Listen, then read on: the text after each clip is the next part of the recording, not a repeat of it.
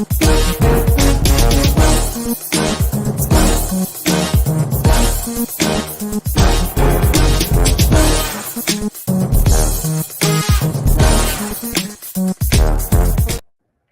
hello, hello, hello. Here we are for another live stream podcast episode of Empowered Presence.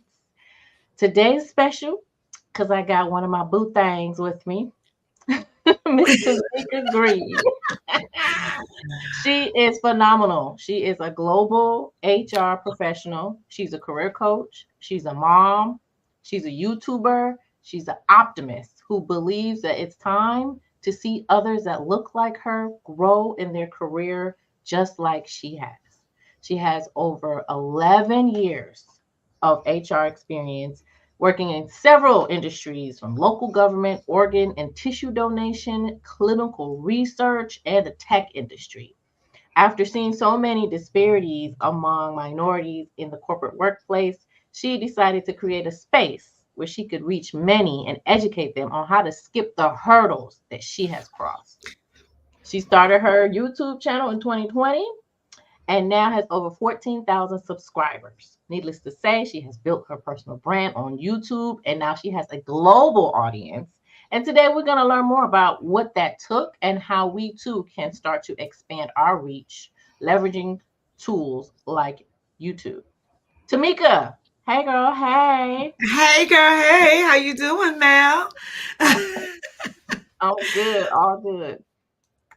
Thank you so much for the red carpet introduction. I appreciate it.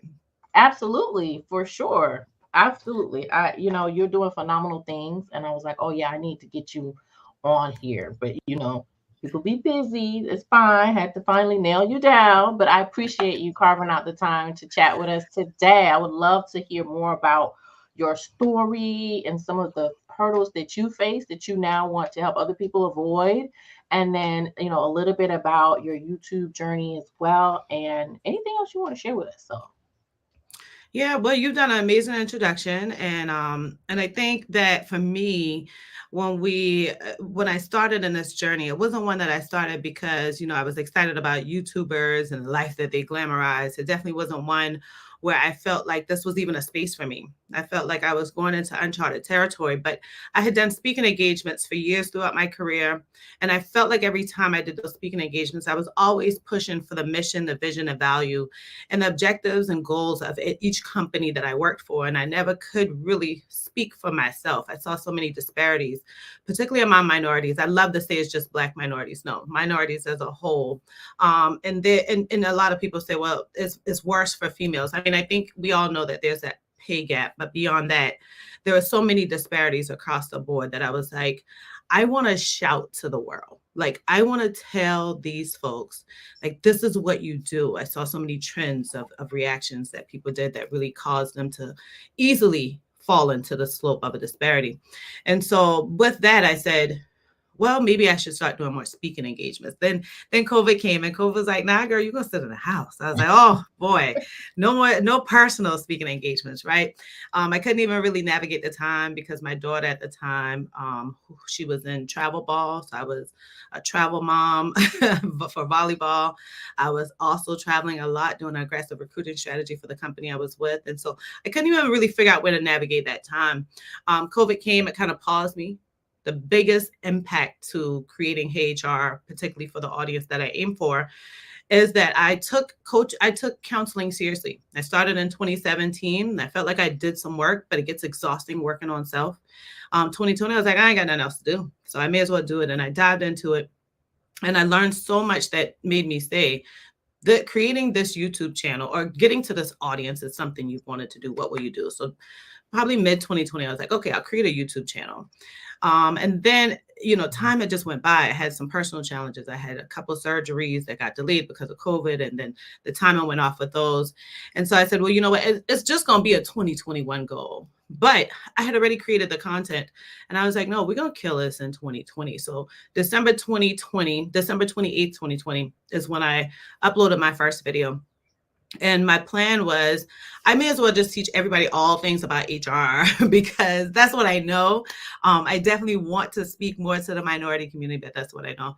And so I attempted that. It was a struggle. Majority of the people that will follow my channel were my family, my friends that I'd shouted out on Facebook, like, follow me. They know my professional history. So they had that confidence to follow me. But was it my target audience? Was it people that's going to watch my videos as soon as it comes up? Was it people that's going to literally hit those notifications when they come up, which are all the things that YouTube wants to help you trigger the algorithm and to make your channel successful? And that just wasn't where it was. Surprisingly, I still was able to get to 100 subscribers in a week. It was all family, friends, church people, like people I know, not my target audience necessarily. And so I went through it. And initially, when I started, and I focus a bit on the YouTube channel because that's what branched me into other places. But when I started, I said, okay, I don't have money for this stuff. I hadn't been working in months because of surgery. And so I was like, with me not having the financial backing, I'm just going to record with my phone, my iPhone 10 or 11 back then. I got like a $20 mic from Amazon. I got like a $10 light to go with the mic. I was hopping around on one leg every time I set up the tripod and got everything together. It started shaking and I'm out of out of focus. It was a struggle, but I was determined to get out there and like find more people. When my phone finally was like, you ain't recording nothing else. My phone just started going slow, shutting down. How do I get this content off that I've already recorded? I've already edited. I've already, done all of this work for. How do I get this content off? My girlfriend laughed at me because I went through about 2 or 3 weeks. So I was just like, forget it. I think I'm done. All of these cameras are $1,000. Then I still need SD cards.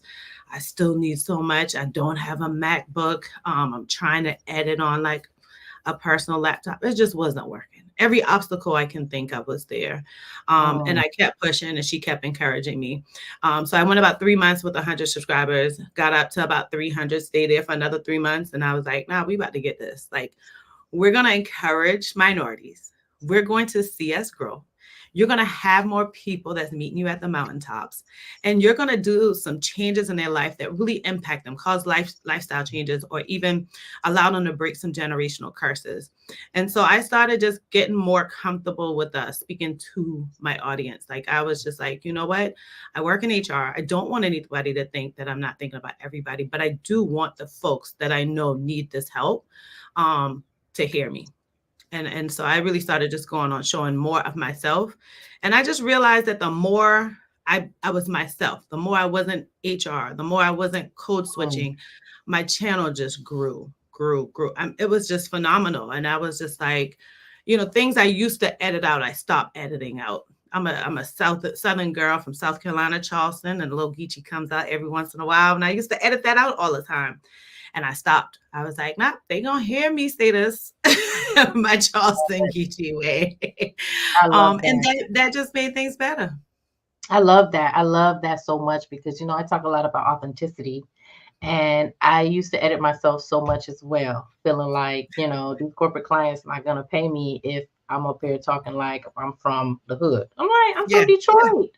I got a little slang. So, you know what? It's hard to upkeep that though, right? If that's how you talk and you're getting into your groove and you're really like feeling it, some stuff is going to slip. Yeah. Yes. And the funny thing is we have a similar story in that way because I also felt like, okay, let me pretend as if I speak like this and every single word is very right. And it's like, that's not how you talk, girl. And when I started just talking how I talk, people started saying things like, oh my gosh, you're so funny. Oh my goodness, I love your personality. Oh my goodness, you're so relatable. And it's like these same corporate clients that's paying me thousands of dollars, they didn't need me to be this quote unquote perfect speaker. Yeah. They just need me to show up for them and give them the value, the knowledge, expertise that I had. Yeah.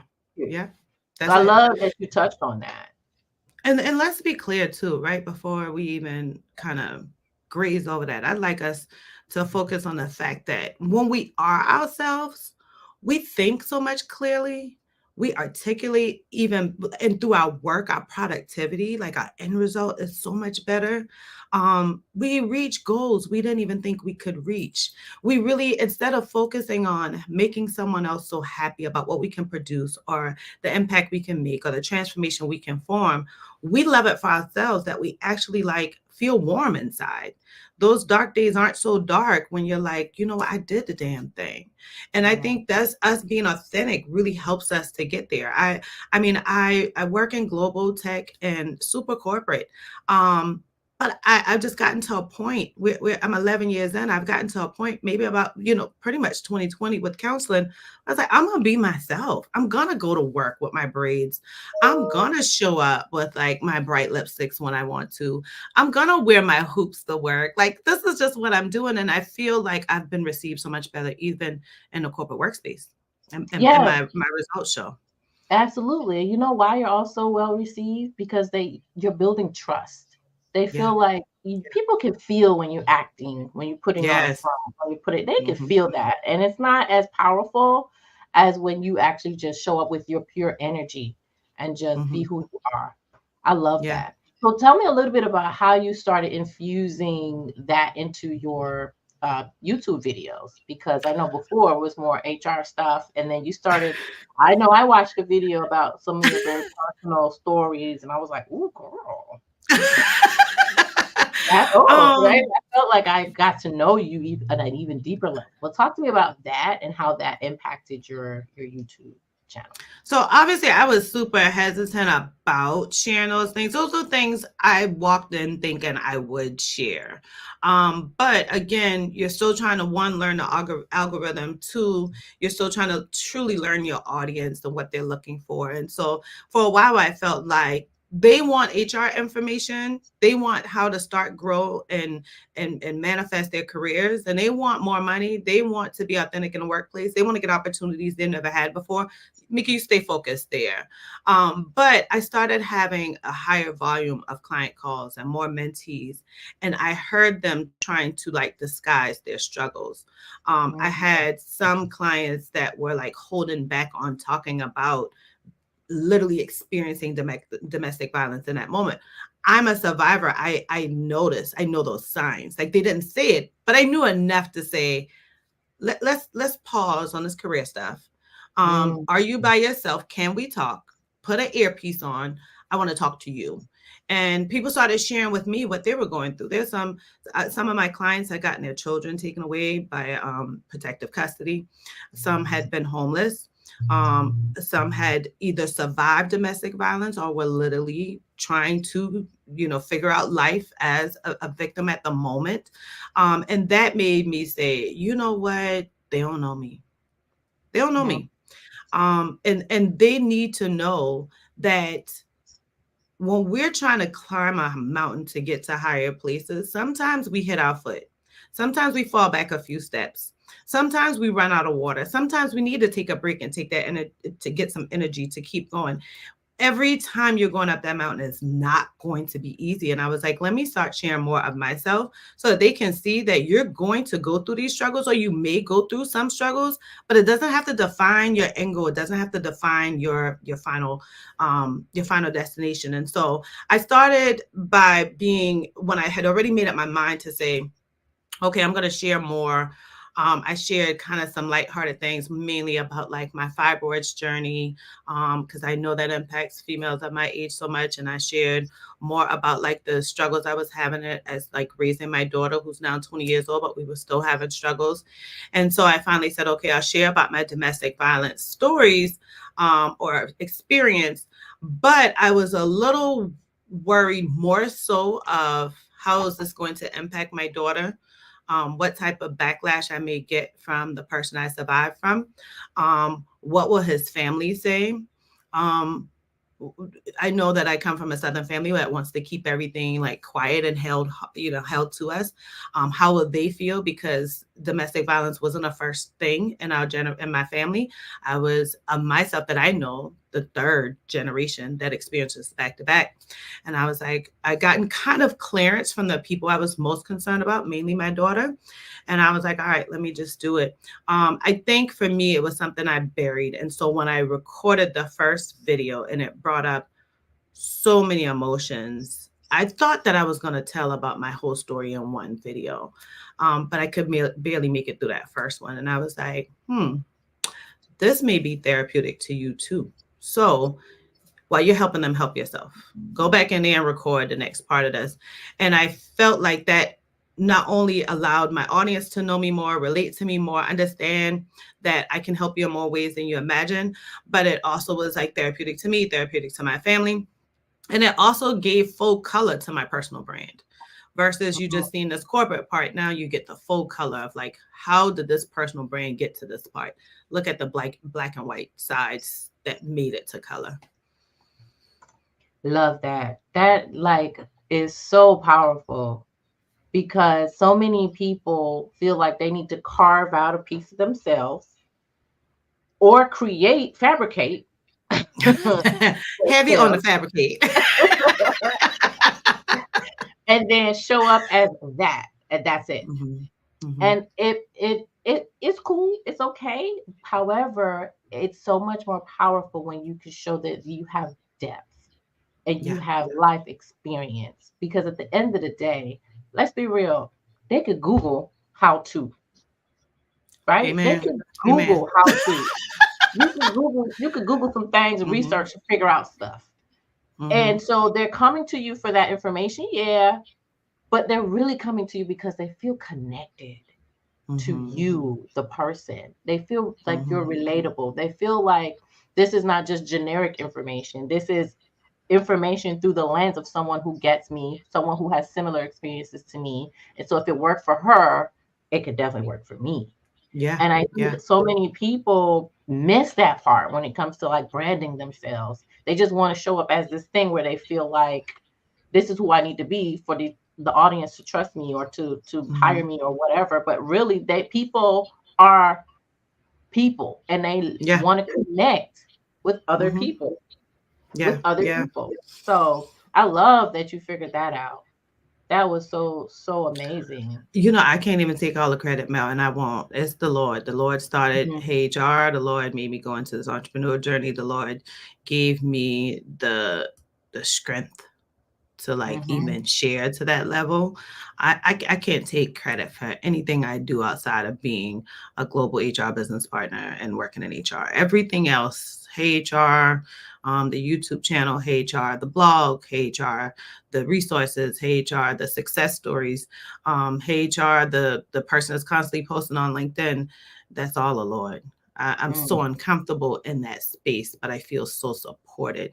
And so that's another thing, is that I hate that in HR, we avoid talking about the Lord. We avoid talking about politics. We avoid talking about some of the bigger elephants in the room, because there are so many people that just think differently.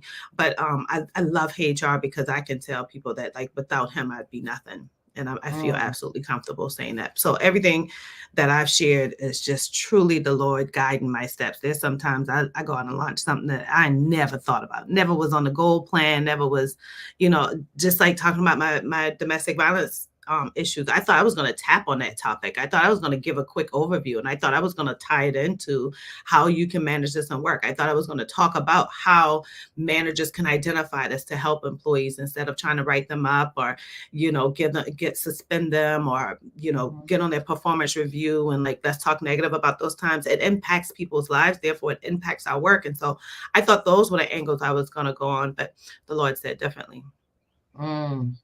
Amazing. Amen. Amen. So, I gotta say amen in here. So I want to talk a little bit about kind of more of like in terms of your work as it relates to like helping other people to show up authentically, right? Because that's something I'm big on. I know we touched on it earlier, but like, what was it about that you decided, you know what, I need to let them know that they can be themselves? Do you have like something that happened in your journey that made you feel like it's important?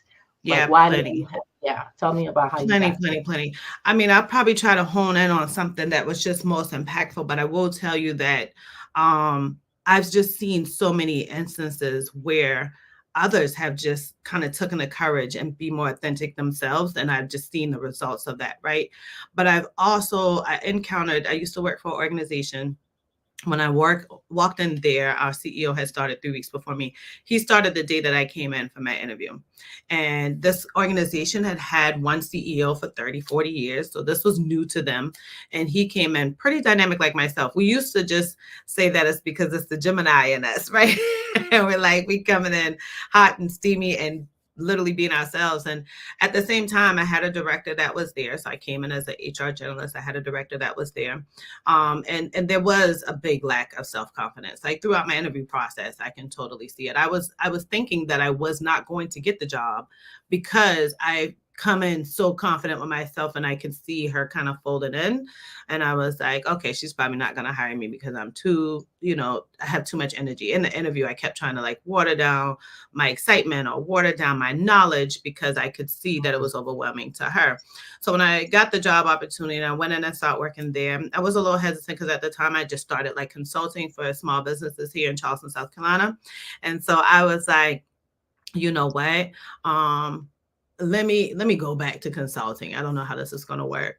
But later on, my CEO saw that lack of confidence in her and saw that high level of confidence in me. And so she was a difficult leader to work for. I gotten so frustrated 3 weeks into the job. And I went to my office and I was like, yeah, I'm going to get out.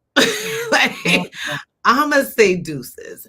And so when I went back to my office, I think she had known like, this girl's going to leave. At the time, I didn't know that for her, she had a department of 4, so herself and then 3 supporting. And the two, there were 2 that were admin assistants and 1 that was a journalist. And so I did not know that in a 5-year time period, she had had a turnover of 7 different HR professionals in that position. And Wow. so I think that her rush to save me was, I'm going to show them that I can keep somebody. So I was like, nah, I'm out. And she could see that I was like packing. I'm getting on up out of here. I'm trying to keep my peace.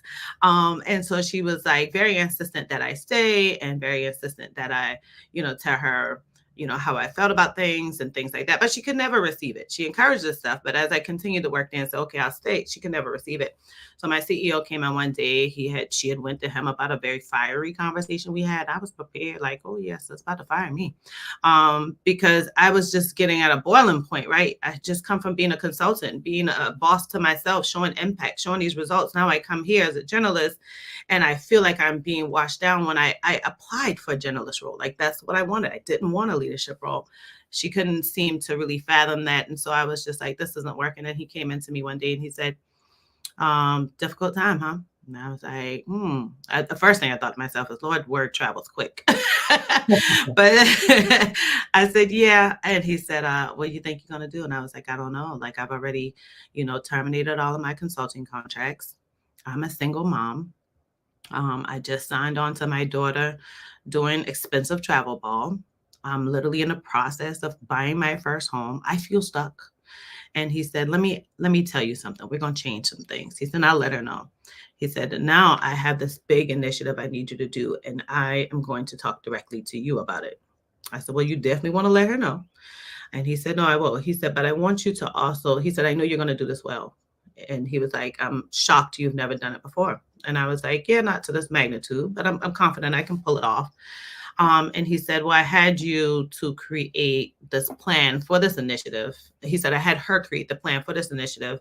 He was like, but I heard too many times where she said, well, Timeka suggested and Timeka added. And he was like, so this sounds like your plan. And I said, well, yeah, it is. This is what I can envision that this could be.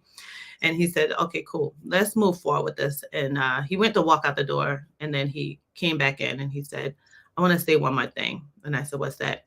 He said, I want you to remember, or even know if you don't realize, that every time you walk into a room, you gather that room. He was like, you immediately take the attention before you even say a word. He was like, and that's just you. He was like, and this is what I love about you. This is why I know you can do this initiative. He was like, and this is what I know makes your relationship with her hard. She's not able to do that. I'm looking at a white man telling me this. Mhm. I was like, is this a setup? Yeah. Can we pause it real quick? Because when you Mhm. said what he said about how you walk into the room and you gather the energy, that's an empowered presence. Hello. Hello. We're Hey, here for y'all. the empowered presences. Empowered presence. It's like you Oh. walk in knowing who you are and having confidence in your being, right? Mhm. And you're Mhm. just empowered by your presence alone. That's all you need. And Mel, I used to be really hesitant about sharing this, but I think this is a thing that I find myself reminding myself of is that I'm a country girl where my neighbors were a mile apart and they were family. I lived in a single wide mobile home with my mom, my sisters. For a while, we had to run one extension cord into the house to get electricity. We had a well that we would go to get water, warm it up in the house. I came from very, very humble beginnings. And so as I grew older and so much love, not even realizing like the level that I was living in that moment because the love was so much there, the support was so much there, God was so much in our house that when my mom started coming out of herself to tell me and my sisters, "You're beautiful. I like that outfit." I knew that was uncomfortable for her because she hadn't grown up in that much validation. We expected that you just know this, you live this, and nobody has to tell you this because you already know you're amazing. I'm not going to keep telling you you're amazing. But my mom started telling me that, and I started flourishing. Back in the day, my sister's biggest jokes were like, "Oh, you got that chicken neck," and I used to have big girls, big girls. I have had to have a breast reduction because my frame was so small, and I used to get teased about that too, and it was. If it wasn't for my health, I probably would never have changed my body. But it was those moments where I'm like, I felt the most vulnerable and I made it through. And I've realized that so many people have came back to me to apologize for those moments in their own unique ways. And I realized from then, high school on, and I've had to travel a lot through my education, high school and college, about by myself because my sisters were older and they went different directions with their lives and their careers. And that helped validate my confidence when I'm going to a PWI as the very few minority and a very few chocolate girls in there. And I think those things are like, if you couldn't make it through this all by yourself, why would you not stand in grace? Why would you not feel empowered? Why is it okay for somebody to take you back to that space of feeling like you're less than?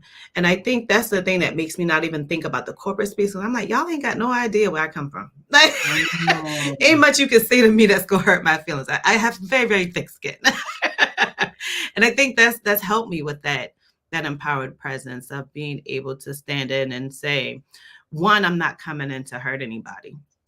Two, I'm going to learn you individually and I want you to learn authentic me. I don't come in to give you a representative in any room I'm in. mm. And three, I'm not a gatekeeper. I'm all about sharing Oh, resources because we yes. ain't doing crabs in a bucket. And I Oh, think yes. if you can get through that weird moment of walking into a room and everybody's like, who's that girl? And start every time people learn me, people flock to me. They won't be my besties. It works out for them. But I'm like, hold on, I got my besties. But but I like that because even though I can't be your best friend and talk to you every day, I want you to know I'm a resource for you. And I want you to feel like every sister that looks like you that has a level of confidence where you may not feel you are is not always a threat. Right, right. I love that. Amazing, amazing stuff. So I want to talk more about this global audience you got off on YouTube, baby. Ooh, I want them to know, folks. first of all, let's tell me a little bit when you say global, where we at? Where we at? What, When we talk about my full-time job, global for me is the UK, India, Australia, Philippines, the US, Canada. When we talk about HR, we're talking about Africa. We're talking about the islands down in South Africa, South America. We're talking about even Russia and the Ukraine. I'm like, people are watching me there. Like they got a lot going on there. we're definitely talking about the UK. We're talking about Canada. I think it's so amazing when I get on client calls and I'm totally prepared to just like dive in, and then I hear this accent and I'm like, what time of the day is that there? Like, let's not bring too much energy because it's like middle of the night for you. So it's so amazing to see that my traffic on my website has followed the traffic on my YouTube, where I am being discovered in over 60 countries. Wow. Wild stuff. It feels so weird to even say it out of my mouth, but that's what the Lord is taking. Hey, HR, little old Tamika. Yes, ma'am. Oh my gosh. So if you had to give us, one main tip as it relates to like building our personal brand, whether it's YouTube or somewhere else, some other platform, what do you feel is the thing that really took you over the top? Is there something specific that you can pinpoint, or what is it I think that I think the moment I started living in what I was telling people, which is that my personal brand and my professional brand are the same things. I just use different aspects of each in different situations. I think when I got comfortable with not thinking about code switching and knowing that if I'm in a professional setting, if I'm being viewed by someone that's the executive or the CEO of any company, to, my maybe somebody I know down the street, my neighbor, like I can still absolutely be myself if I'm talking professionally or personally. I think the second thing has been that I noticed that my audience has just, in all platforms, I'm primarily in LinkedIn, YouTube, a bit of IG. I'm kind of focusing on Pinterest this year. And I think the more I see those numbers rise, I think that's astonishing because I'd been in a moment where I couldn't get numbers to rise. But my mm, numbers rose the more I talk about the y'alls and the hey child and the, let me tell you something, and to give me a amen in the comment section. I think the more I was myself, like that was what allowed that growth because people tuned in and the algorithm saw it and they got value and they stayed around. So I think those were the two biggest things. So just remember, like Mika, you Mika all the time. Like, yeah, if your family's gonna call you Mika, your people you talk to every day is gonna call you Mika, but Mika isn't very different from Tamika. And that, when you see the evidence of just being yourself and you've been in that space where your audience have been just staggered, like you're like, I'm never going to break this algorithm. Nobody likes me. My titles suck. My thumbnails are horrible. I'm not getting the right catch lines. Like you're thinking it's all those things, but it's really that you're trying to think of a way that you think people want you to show up versus the way that you genuinely show up. yes, ma'am. I love it. All the options over here, baby. We letting out all my secrets. Oh my goodness. But the people need to know. The people They need to need, know. yes. I love that. Lucretia is my LinkedIn coach, and she put Mhm. up a post one time that said, I think the first line was just like, yes, with like the 5,000 S's. And I was like, and it got crazy engagement. I was like, yeah, that's how you gotta show up, Mika. Like, and Mhm. people love Yeah, I love that. Shout out to Lucretia. I done took a it. couple of stuff, her courses and whatnot. She go when it come to LinkedIn for sure. Hmm. Okay, Hmm. so here's what I would like to know from you. Um, what are some of the what is some of the impact that you have made? Because I know when you first started off, you were talking about how you kind of struggled, but you kept going, right? And I'm gonna presume you kept going because your mission was bigger than the struggles, right? You had a Hmm. vision, you had a mission, you had a goal, you had things you wanted to accomplish, you had people you wanted to touch.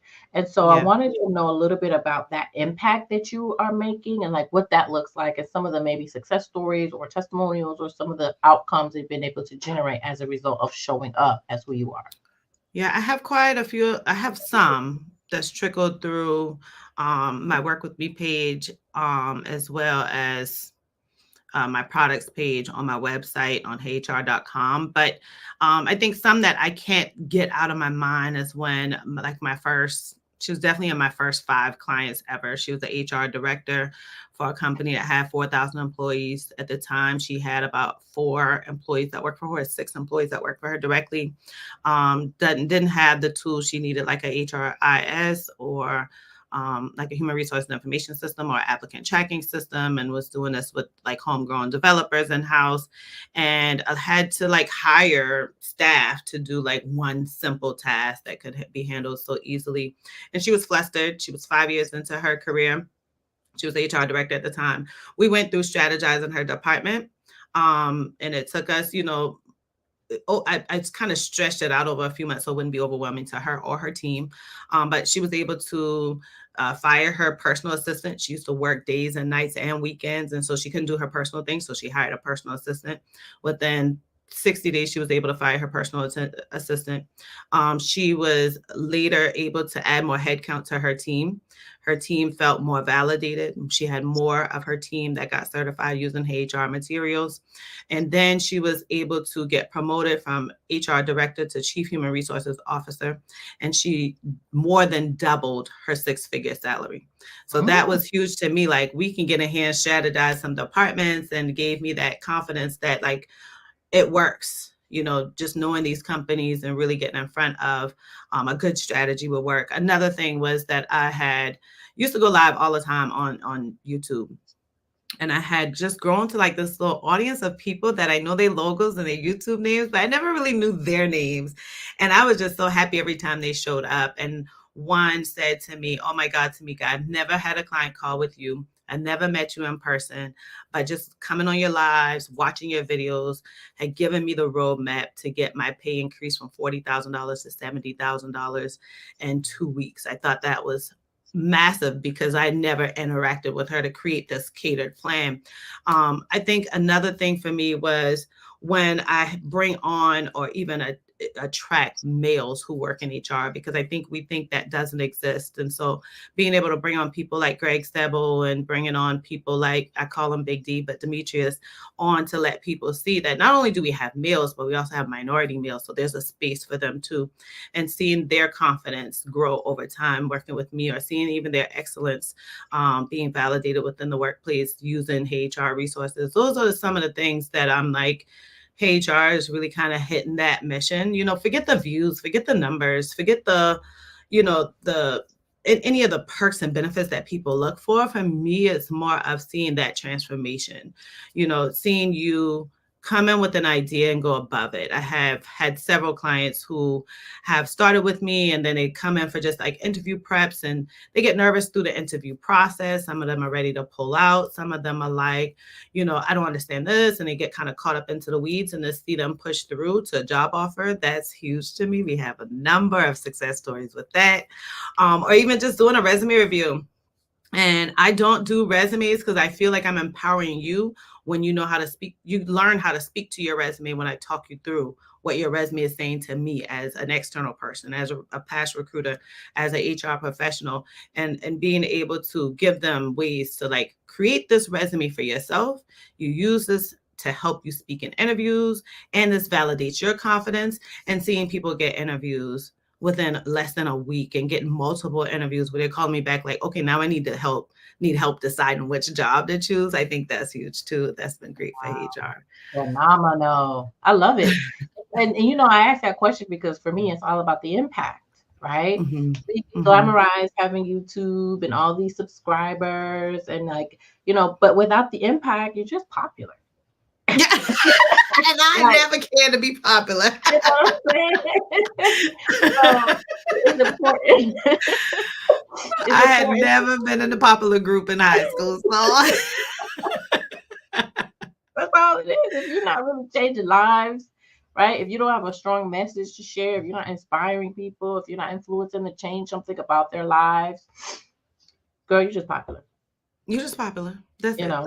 And That's so I love that you're making that impact, because at the end of the day, that's why people are going to follow you. That's why people are going to want to be in your space and show up and right all of these things, because you have something of value, one, and two, they feel connected to you. Yeah. I was I'm peeping at it. Okay. I was reading a book called Superfans, right? I couldn't remember what the name was. And as I was reading that book, I felt like I was literally walking through that journey where when people feel like they relate to you and they feel like you're genuine to them, when they feel like you actually care, when they see the impact that you've made on their lives or the guidance that you provided, when they see those things, they become super fans. And so really they're part or an extension to your marketing plan. So I've noticed too that the more I show up as my best self, give the best resources, suggestions, and guidance, and people get the results they're aiming for or higher, they go out and shout about Hey Jar to the world. So I think that's the best part is to create those super fans.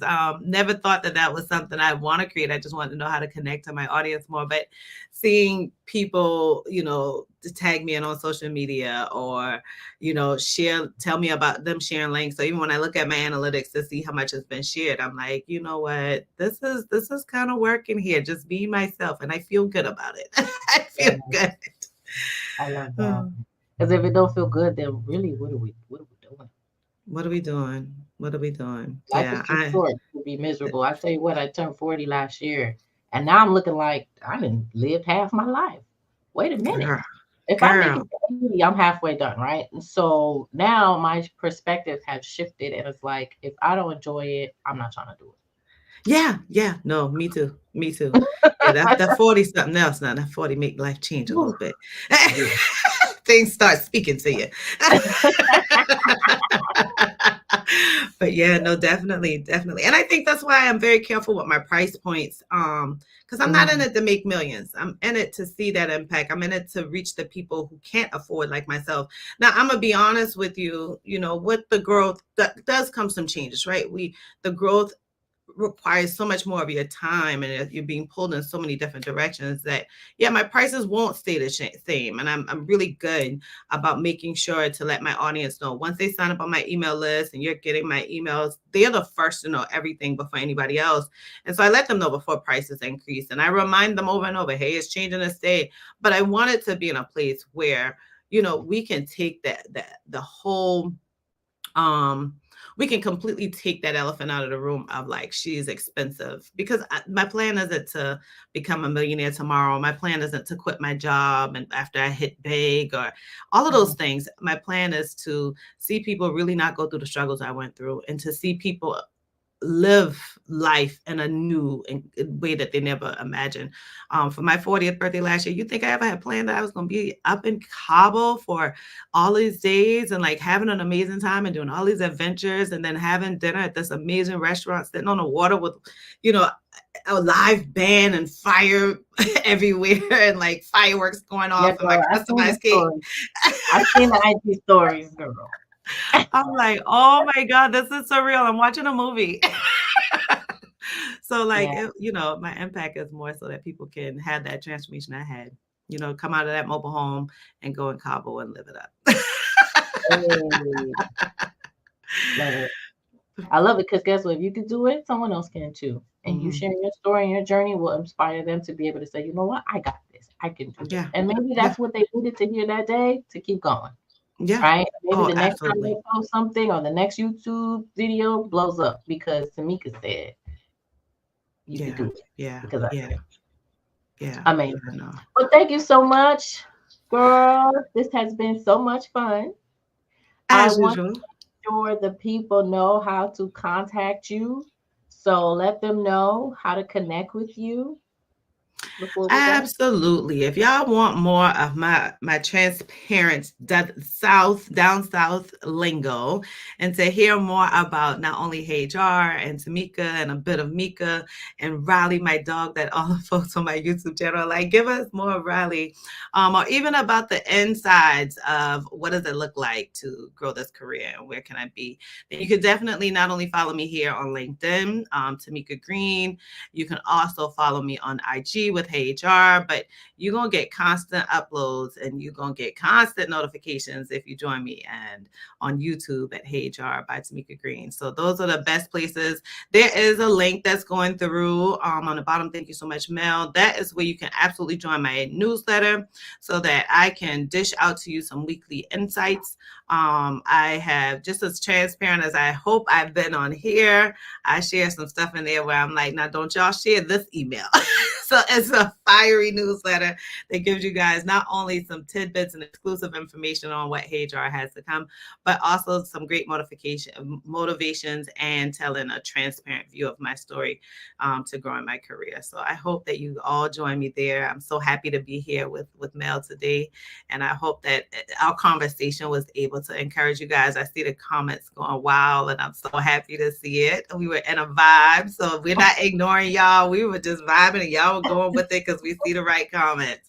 But y'all do me a favor. If y'all really like this, can y'all do me a favor and just like hit the clap button, just like Yvonne did down in the chat, so we can know that y'all had a good time. Otherwise, we think we may have done this for no reason. So help us out. Help LinkedIn know that when Mel shows up on this platform, she coming with nothing but gems. So That's if right. y'all can definitely give us some type of emoji in that chat, that would be so great. I agree. I totally agree. Mel had an amazing show. Mel always has an amazing show, y'all. I love Mel. I love Mel. I know we about to get off, but let me tell y'all, the first time I met Mel, I heard from her through Cassie. I'm pretty sure if y'all on LinkedIn, y'all know about Cassie Adamola. But Cassie was like, you got to meet Mel. She's the resume writing guru. Cassie Swear thought I wanted to be a resume writer. I'm like, Cassie, I was writing resumes before I started my HR career. I don't think that's where I want to go. But I joined in on one of Mel's like private events where she's like only speaking to resume writers. And I was like, okay, let's see what this going to be. And if I can tell you, somebody came on more real. And I just love the way her kids would walk in, and she was like, y'all give me a second. If y'all don't get out of here. I was like, I love her. She didn't even mute us. So Mel has so many gems. She's definitely out here telling you guys how to make an empowered presence. Even when you feel on your lowest days, she's definitely empowered me throughout time. And so definitely follow Mel as well. Jump on her next live. Y'all gonna find me in the chat. So I'll be there. Thank you so much. You're welcome. I don't even remember that at all. That's how real you are, because it wasn't rehearsed. My kids always look. You can see evidence of them right here. Y'all can see that. That's the drawing in my office. They are always in the mix. Okay. Oh, anyway. Thank you, my dear. Appreciate you. I really, really love what you're doing. I'm really drawn to your story, and I know people are inspired all over the world, 60 countries. And so I appreciate you for carving out the time, because I know you're busy. But thank you, thank you, thank you so much. Ladies and gentlemen, if you are interested in learning more about the HR career field, if you want to follow Timeka's story, go ahead and get on her email list. I'm going to drop the link in the comments as well. And then also make sure that you go subscribe. Go subscribe to her YouTube, please. It's at Hey with three Y's. Okay. HR. That's your girl. All right. Appreciate you so much. And listen, make sure that you show up for yourself, for your people, for your mission, and build that personal brand with intention and authenticity. All right. Until next time, happy self marketing.